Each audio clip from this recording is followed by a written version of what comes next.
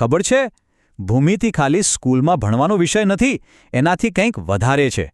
હકીકતમાં એ તો આપણી આસપાસની દુનિયાને સમજવાની એક ગુપ્ત ભાષા જેવી છે. આપણે જે કંઈ પણ જોઈએ છીએ એની પાછળ એક ભૌમિતિક વાર્તા છુપાયેલી હોય છે. તો ચાલો એ ભાષા શીખવાનું શરૂ કરીએ. જરા આ અદ્ભુત રચનાઓ પર નજર તો કરો. કેટલી જટિલ લાગે છે નહીં? પણ જો હું એમ કહું કે આ બધી જ રચનાઓ એકદમ સાદા પાયાના ઘટકોથી બનેલી છે, જાણે કે કોઈ ભવ્ય મંદિર હોય કે મધપૂડો, દરેક વસ્તુમાં એક ગુપ્ત કોડ છુપાયેલો હોય, તો મોટો સવાલ એ છે કે આ કોડને ઉકેલવાની શરૂઆત ક્યાંથી કરવી? આ બધા સુંદર આકારોના રહસ્યને ખોલવા માટે ભૂમિતિની વર્ણમાળાનો પહેલો અક્ષર કયો છે? બધી જ શરૂઆત એક એવી કલ્પનાથી થાય છે જે સૌથી સરળ છે. આપણી આખી પઝલનો પહેલો અને સૌથી નાનો ટુકડો છે બિંદુ. ભૂમિતિમાં બધું જ, અને મારો મતલબ છે શાબ્દિક રીતે બધું જ, અહીંથી શરૂ થાય છે. મને આ ઉદાહરણો કેમ ગમે છે ખબર છે? કારણ કે તે એક અમૂર્ત વિચારને એકદમ વાસ્તવિક બનાવી દે છે. રાતના આકાશમાં કોઈ એક તારા વિશે વિચારો, અથવા પેન્સિલથી કાગળ પર પાડેલા એક નાનકડા ટપકા વિશે. બસ એ જ છે આપણું બિંદુ. વાતે તારાના કે ટપકાના કદની નથી, વાત છે એક ચોક્કસ સ્થાનની. તો આ બિંદુ ખરેખર છે શું? એ બીજું કંઈ નહીં પણ સ્થાન બતાવવા માટેનું એક માર્કર છે. અને હવે એક મગજને ચકરાવે ચડાવી દે એવી વાત કહું, સાચા ભૌમિતિક બિંદુને કોઈ કદ જ નથી હોતું, કોઈ લંબાઈ નહીં, કોઈ પહોળાઈ નહીં. એ તો બસ એટલું જ કહે છે, હું અહીં છું. સારું, તો હવે આપણી પાસે આ બધા ટપકા છે, અહીં તહીં વિખરાયેલા. સૌથી પહેલાં શું કરવાનું મન થાય? સ્વાભાવિક છે એમને જોડવાનું. ચાલો જોઈએ કે જ્યારે આપણે આવું કરીએ છીએ ત્યારે શું થાય છે. આને સમજવાની આનાથી સારી રીત કદાચ કોઈ નથી. કલ્પના કરો કે તમારા બે હાથ બે બિંદુઓ છે અને એમની વચ્ચે એક દોરી છે.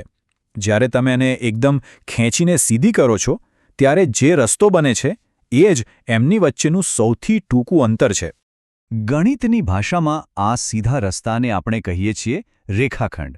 આમાં યાદ રાખવા જેવી મુખ્ય વાત એ છે કે તે મર્યાદિત છે. એની એક ચોક્કસ શરૂઆત છે અને એક ચોક્કસ અંત છે. તે કાયમ માટે આગળ વધતો નથી. પણ જો એનો કોઈ અંત જ ન હોય તો શું થાય? જો આપણે એ રેખાખંડને પકડીને બંને બાજુ ખેંચીએ અને ખેંચતા જ જઈએ તારાઓથી પણ આગળ અનંત સુધી, ત્યારે એ રેખાખંડ નથી રહેતો, એ બની જાય છે રેખા. રેખાને કોઈ અંત હોતો નથી, એ બસ ચાલતી જ રહે છે. તો ચાલો એકદમ ફટાફટ આ ત્રણેયનો ફરક સમજી લઈએ. રેખાખંડ એટલે બે બિંદુઓ વચ્ચે સીમિત રસ્તો.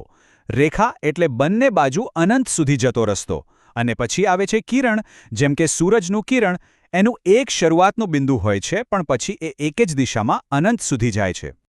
અત્યાર સુધી તો બધું સીધે સીધું ચાલતું હતું, પણ ચાલો પ્રમાણિક રહીએ.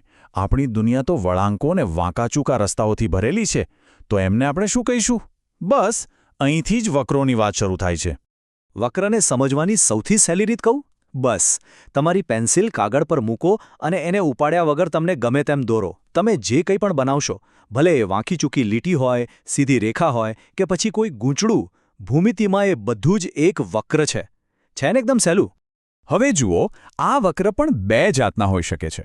જો એના શરૂઆતના અને અંતિમ બિંદુઓ અલગ અલગ જગ્યાએ હોય તો આપણે એને કહીશું ખુલ્લો વક્ર.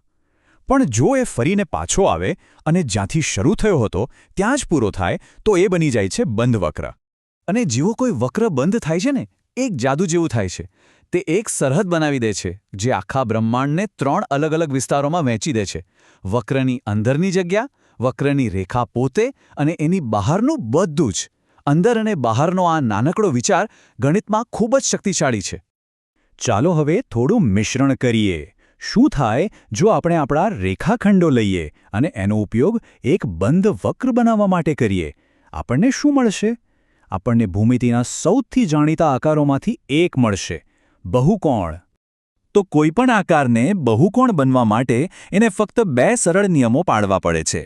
નિયમ નંબર 1, તે બંધ આકૃતિ હોવી જોઈએ. અને નિયમ નંબર 2, તે ફક્ત અને ફક્ત સીધા રેખાખંડોથી જ બનેલી હોઈ શકે. કોઈ વળાંક નહીં ચાલે. એટલે જ તો ત્રિકોણ, ચોરસ અને પંચકોણ આ બધા બહુકોણ છે. ચાલો આ પંચકોણને સમજીએ. જે સીધી લીટીઓથી આ આકાર બન્યો છે એને આપણે કહીશું તેની બાજુઓ. અને જે ખૂણા પર બે બાજુઓ ભેગી થાય છે એ બિંદુઓને કહેવાય છે શિરોબિંદુ. પણ જો આપણે આકારની અંદર લીટીઓ દોરીએ તો માની લો કે તમે એવા બે શિરોબિંદુઓને જોડો છો જે એકબીજાના પાડોશી નથી, તો તમે જે રેખા બનાવો છો તેને વિકર્ણ કહેવાય છે. જુઓ, અહીં આપણે આ પંચકોણની અંદર વિકર્ણ દોરીને કયો મસ્ત તારા જેવો આકાર બનાવી શકીએ છીએ. તો ચાલો આપણે ક્યાંથી શરૂ કર્યું અને ક્યાં પહોંચ્યા એ ફટાફટ જોઈ લઈએ. આપણે એક નાનકડા બિંદુથી શરૂઆત કરી, પછી બિંદુઓને જોડીને રેખાખંડ બનાવ્યો. આપણે વક્રો સાથે વાંકાચૂકા રસ્તાઓ જોયા અને છેલ્લે સીધી બાજુઓથી બંધ આકારો બનાવીને બહુકોણ બનાવ્યા.